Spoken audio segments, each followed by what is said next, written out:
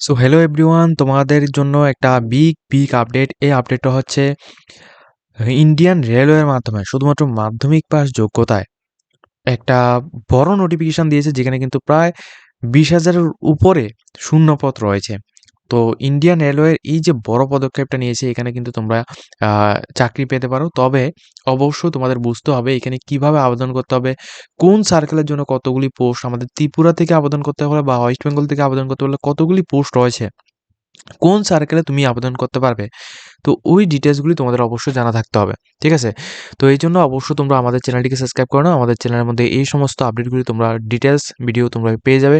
তো আবার আমাদের চ্যানেলের মাধ্যমে তোমরা রিক্রুটমেন্ট, এডমিশন, স্কলারশিপ বা স্কিম সম্পর্কিত নোটিফিকেশনগুলি আমরা এই প্ল্যাটফর্মের মাধ্যমে দিয়ে থাকি। ঠিক আছে? অবশ্যই প্রত্যেকে চ্যানেলটিকে সাবস্ক্রাইব করে নাও। তো Indian railway, ministry of India, railway, government of Tripura, government of ইন্ডিয়ার মাধ্যমে এখানে যে নোটিফিকেশনগুলি দিয়েছে এগুলি আমি তোমাদের ডিসকাস করে দিচ্ছি। ঠিক আছে? দেখো, প্রথম নোটিফিকেশান যেটা কিন্তু তোমাদের অফিসিয়াল নোটিফিকেশান। তো এখানে অ্যাপ্লিকেশান যে করবে, ঠিক আছে, অ্যাপ্লিকেশনের ডেটগুলি তোমাদের আমি জানিয়ে দিচ্ছি। এখানে দেখো ইম্পর্টেন্ট ডেটস।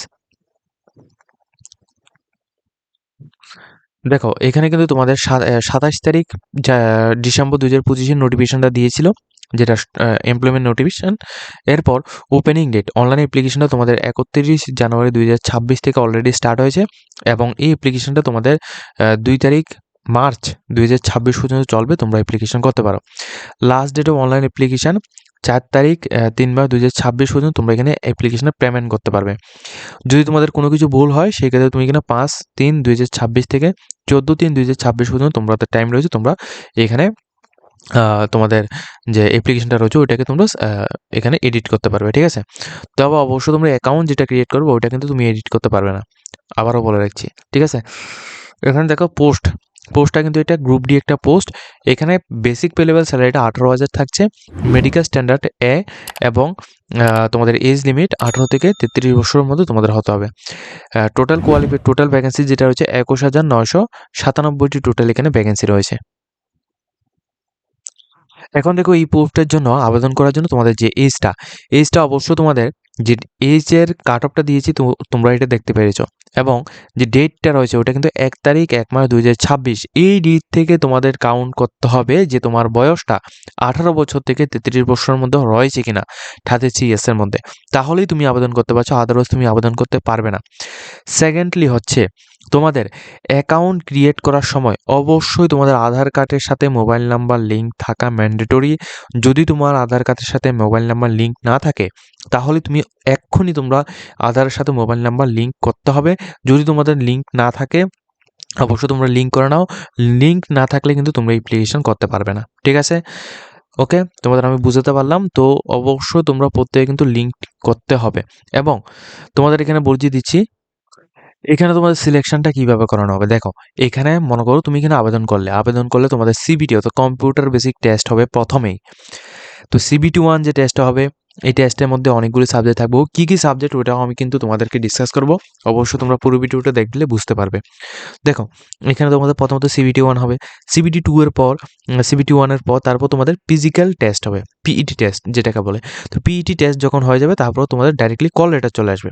কল লেটার আসার পর তোমাদের ডকুমেন্টস ভেরিফিকেশনগুলি তোমরা কমপ্লিট করবে। ডকুমেন্টস ভেরিফিকেশন কমপ্লিট করার পর কিন্তু তোমাদের জবটা কনফার্ম হচ্ছে। ঠিক আছে? নেগেটিভ মার্ক, পরীক্ষার মধ্যে কিন্তু অবশ্যই তোমাদের নেগেটিভ মার্ক কিন্তু অবশ্যই থাকবে 1/3, অর্থাৎ 3টি কোশ্চেনের মধ্যে 3টি কোশ্চেন যদি তুমি এখানে ভুল দাও সেক্ষেত্রে তুমি 1 মার্ক কিন্তু তোমাদের এখানে কাটা যাবে। ঠিক আছে? তো এটা অবশ্যই তোমরা মাথায় রাখবে।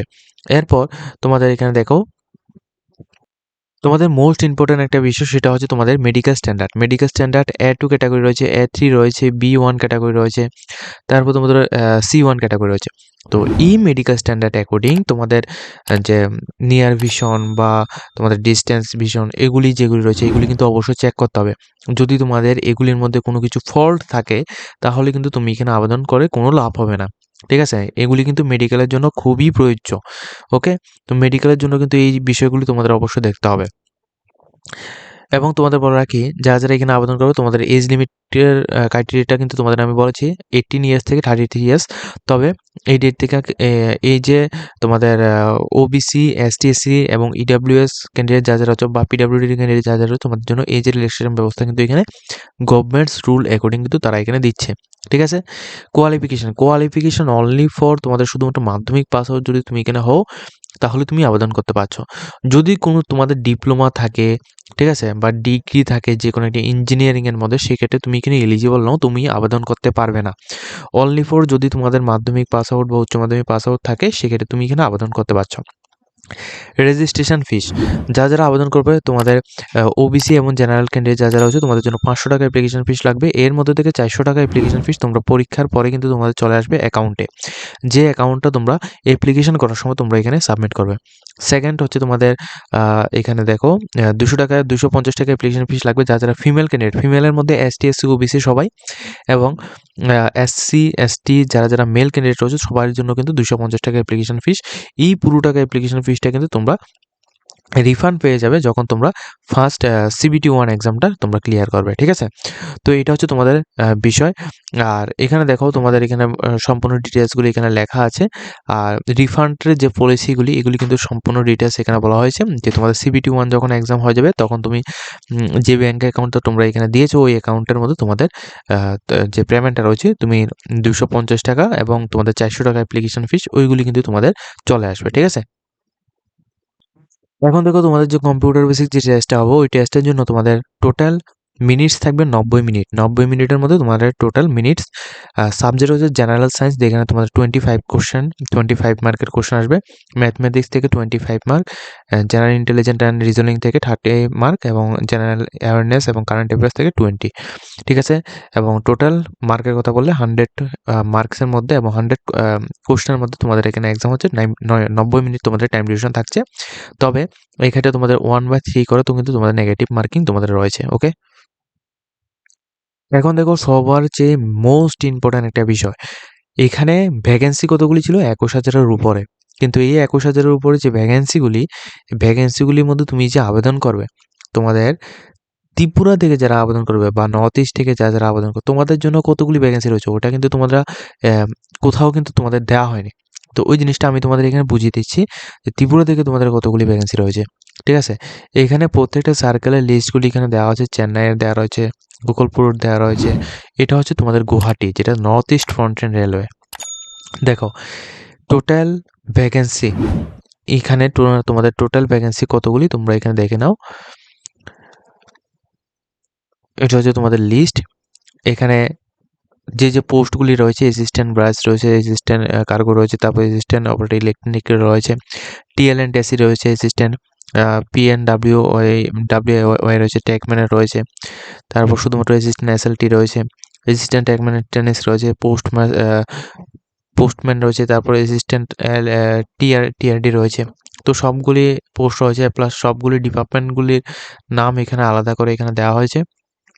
আর এখানে UR এর জন্য টোটাল কতগুলি পোস্ট রয়েছে, এই পোস্টের জন্য SCর জন্য কতগুলি পোস্ট রয়েছে, STর জন্য কতগুলি রয়েছে, OBCর জন্য কতগুলি রয়েছে, এবং টোটাল পোস্ট কতগুলি সম্পূর্ণ ডিটেলস কিন্তু এখানে দেওয়া হয়েছে।